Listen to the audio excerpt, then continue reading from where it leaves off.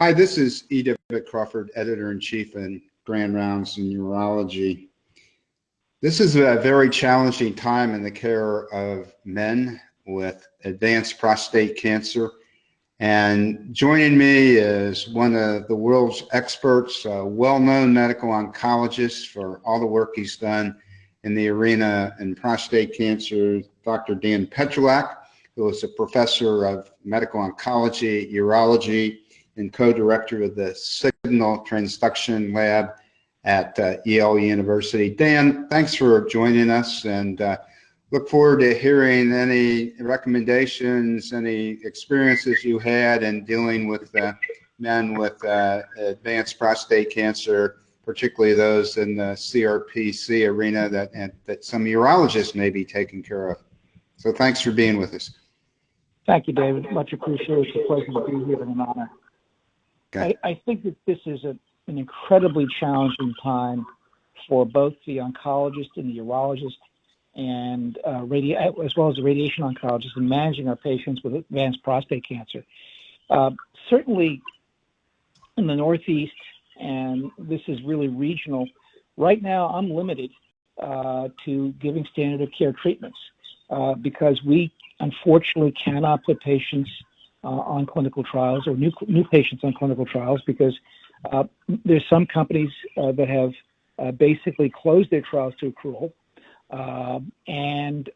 This is unfortunate because there are patients who need these treatments and they can't receive them because the drugs are not available.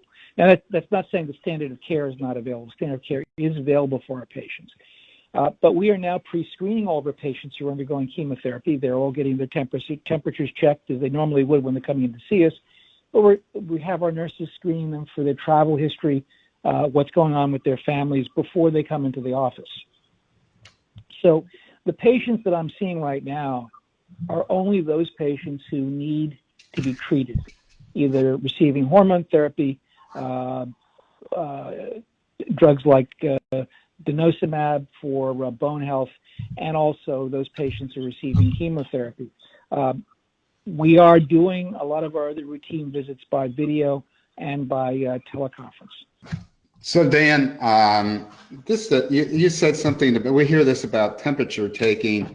How effective is that as a screening vehicle for people when they walk into the clinic? And are you doing any, I know in surgery they're doing COVID-19 testing before operating on people. So how effective is the temperature taking? Well, I certainly think it will help screen out some of those patients. I know we know that there are asymptomatic carriers for this disease, but we have no way of detecting those patients without a test. So I think it's effective in screening out those patients who are acutely sick, but it will not help us to determine who is the asymptomatic carrier. So let's just talk about some prostate cancer patients for a minute or two. So somebody that's just on hormone that's in good shape, maybe they have a little cardiovascular disease. Is there any increased risk with them? Well, when you look at the data in terms of risk factors for disease with COVID, we know that cancer in general, now we're not talking about specific states, but if you look at the Chinese data, the cancer did turn out to be a poorer prognostic factor. Same thing with hypertension, same thing with cardiovascular disease. So the real question is, are these patients who tend to develop aggressive courses with COVID, do these premorbid conditions predispose them towards a more aggressive course? I think yes, and I think this has some implications in terms of how we may be screening our patients in the future and who are the proper people to be isolated from each other or from the general society, because if you're at higher risk, it only makes sense that you want to isolate these people and protect them from exposure to the virus. So we know that the use of chemotherapy is decreasing to some degree, I think, in prostate cancer, and you were the one that did the original Taxotere trial, and part of that whole process that got that approved. But now we have lots of other things we're utilizing. But if somebody were on, say, Taxotere, I would imagine they'd have some a higher risk of having problems, right? I mean, certainly patients who are on chemotherapy, one would expect they would have a higher risk. They can become immunosuppressed. There's some evidence, actually, there was a publication in the breast literature that you may, after chemotherapy, may be depleting some of your CD3 cells, which may actually blunt your immune response on a long-term basis. So I think everybody has to weigh the risks and benefits of undergoing treatment. If this is truly life-preserving and quality of life-preserving as well, remember, our patients are often symptomatic with chemotherapy. It's something that one should go forth with, but you must take the precautions of isolating yourself, washing your hands, so good social distancing, as one would do for any situation. So what about somebody that that comes in to see you that has a progressing CRPC and they actually are COVID positive? Is anything different that you do with them or withhold treatment? You said you're not putting patients on clinical trials for a whole bunch of reasons. But right. Well, if a patient came in to see me who were COVID positive, I would not treat them unless they were absolutely had a life-threatening situation that they needed immediate treatment. I would defer treatment until they were negative, because that is putting them at an increased risk of infection. We know from the surgical data that those patients who are COVID positive who undergo surgery have a higher mortality rate. So I would, and what our policy is right now is to defer treatment for as long as possible until they become COVID negative. Interesting. So I have heard a lot of novel proposed treatments for this disease, but one of the things that is out there is actually some drugs we use for prostate cancer, the third generation anti-androgens. Can you comment on that?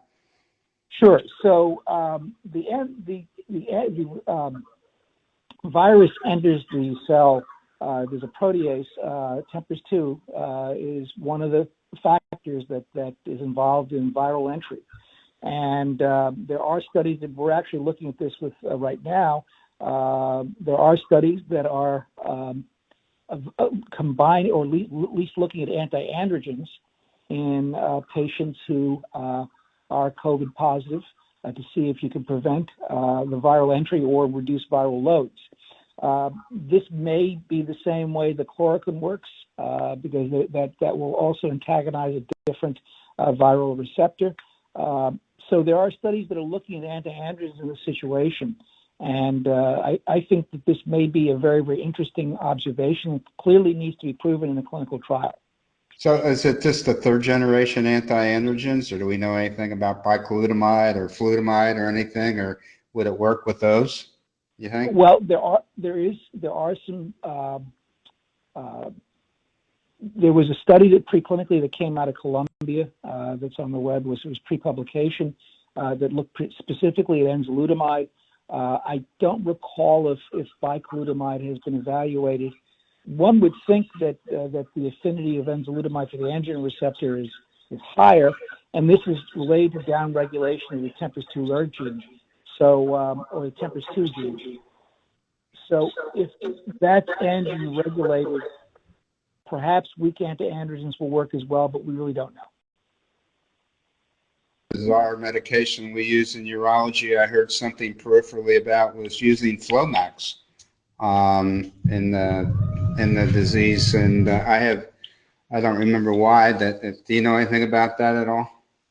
I haven't heard about that. I've heard also that at least on a conference call the other day, that BCG may also augment the immune response and make people less likely to be infected with COVID.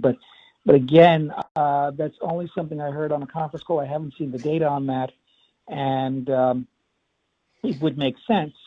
But you know, it's this issue, I think, that is very, very interesting about repurposing drugs for other uses, and certainly there are a number of different clinical trials that are looking at drugs that are being used for other areas that may be effective in COVID. Very good. Anything else you want to share with us, Dan? We appreciate your time. No, not much else at this particular point. I think, again, the important thing is social distancing, common sense. But what I'm very, very worried about is the future. And certainly there are patients who may have standard of care treatments delayed because of resources, because of the inability to seek care, because we are in a healthcare crisis and we're trying to help those patients who are sick with COVID. And we need to watch this carefully because as we saw with 911, our other major calamity that's occurred in this country, there were healthcare issues that have been still been present from patients who've been on the pile and developed secondary malignancies. Mm-hmm. I hope that we are able to get our patients back on track and still be able to give standard of care in the future rapidly, because we don't want to see those patients who are still curable not be able to receive their full treatment. Well, we need to get you back to clinical trials. You're certainly one of the leaders in the world in new drug innovations and things like that in prostate. So hopefully that'll happen soon. Dan, thanks a lot for spending some time with us. And I know you're very busy, and have a good rest of your day. Okay, take care.